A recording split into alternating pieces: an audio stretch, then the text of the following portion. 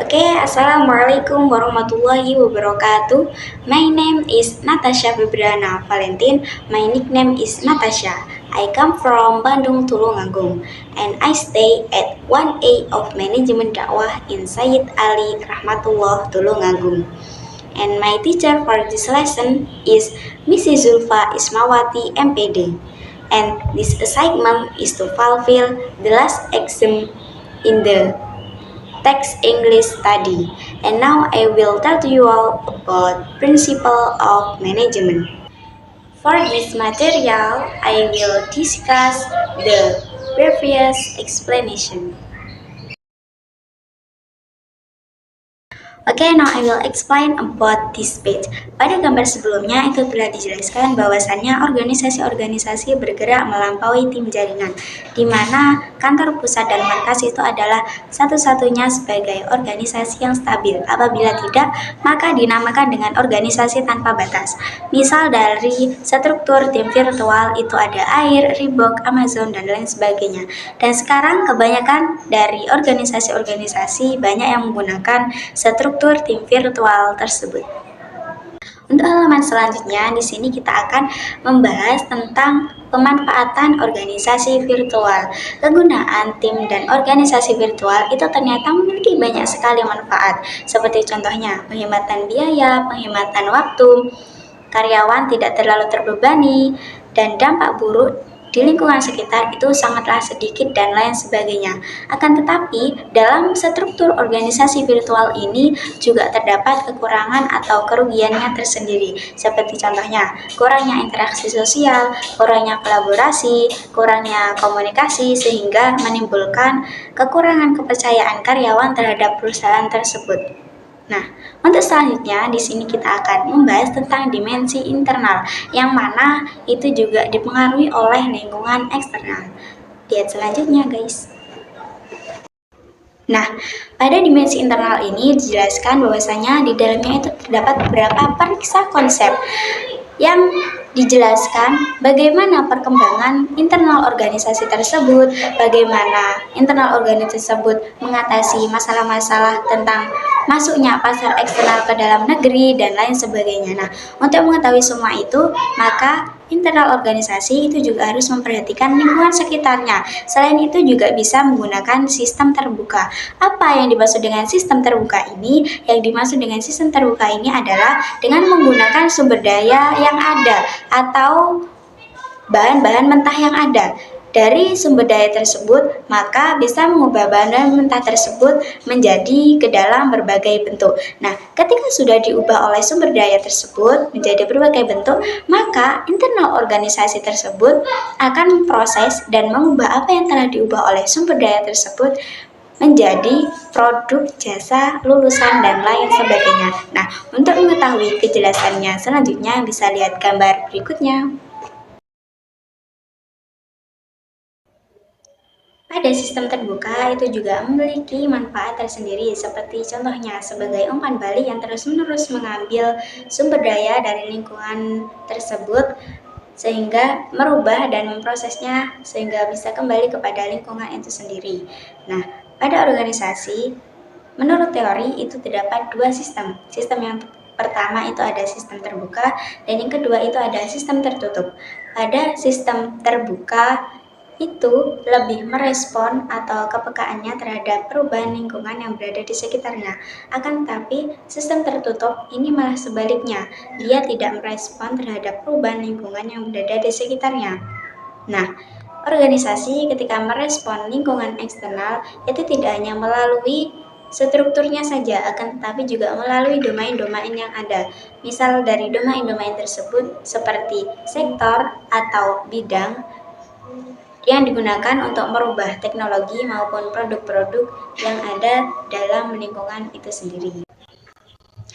Pada saat ini, domain-domain yang ada yang dahulunya stabil kini menjadi lebih kompleks ataupun tidak stabil karena munculnya mainan, utilitas publik, layanan pos AS, dan lain sebagainya. Dan bahkan domain pun berubah pada lembaga pendidikan tertinggi secara tradisional. Itu juga sekarang menjadi lebih kompleks karena munculnya lembaga pendidikan nirlaba, kursus online secara besar-besaran, dan lain sebagainya. Sehingga semua itu membuat domain-domain yang ada itu menjadi lebih kompleks. The next page that explain bahwasannya perusahaan-perusahaan ekonomi seperti Uber dan Airbnb ini telah mengatur ulang tentang domain transportasi dengan cara mengoperasikan bisnis model baru. Dengan domain yang dipilih untuk beroperasi, maka pemilik dan pemimpin diharuskan untuk mengatur ulang dimensi internal untuk bersaing dan melayani pasar mereka, misalnya hierarki otoritas dan rantai komando yang digunakan pemilik maupun pemimpin dalam mengembangkan keputusan strategis dalam perusahaan.